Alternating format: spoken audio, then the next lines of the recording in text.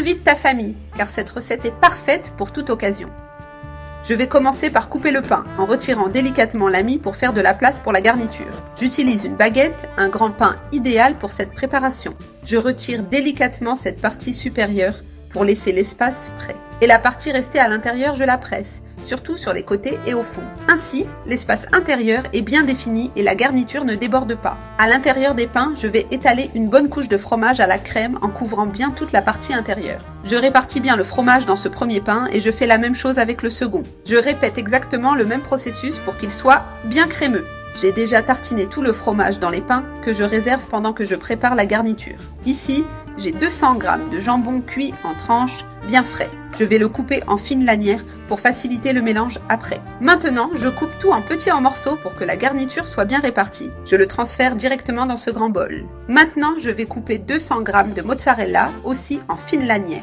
La même quantité que le jambon pour équilibrer les saveurs. J'ai tout coupé et maintenant je l'ajoute avec le jambon dans le bol. Tout le fromage est déjà incorporé, prêt à continuer. Maintenant, je vais ajouter une tomate bien mûre et coupée. J'ajoute aussi 150 g de fromage à la crème, ce qui donne une texture bien moelleuse. Je mélange tout très bien pour former une garniture simple mais très savoureuse. Comme je l'ai mentionné, tu peux varier. Utiliser de la mortadelle, du poulet effiloché ou même de la viande hachée. Toutes ces options se marient parfaitement avec le fromage. L'idée est toujours d'obtenir une garniture équilibrée et pleine de saveurs. Le secret, c'est qu'elle soit bien crémeuse et très bien mélangée. Maintenant, je mets directement cette garniture à l'intérieur des pains. Je remplis avec soin en répartissant bien le mélange. Il est important que les pains soient bien garnis pour qu'ils soient plus savoureux. Ainsi, ils restent juteux à l'intérieur et dorés à l'extérieur. Le résultat est vraiment délicieux et plaît à tout le monde.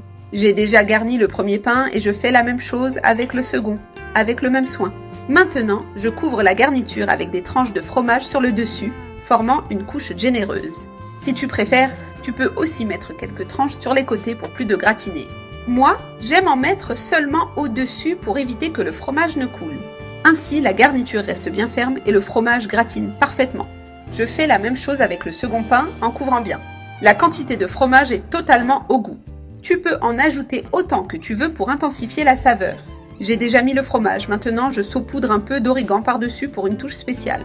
Maintenant, je l'enfourne dans un four préchauffé à 180 degrés pendant environ 15 minutes. Mes pains sont déjà prêts, dorés et bien garnis. Le fromage a parfaitement fondu, formant une couche délicieuse.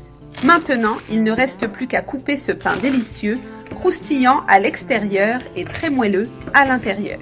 Une vraie merveille de recette irrésistible pour n'importe quel moment. C'était spectaculaire.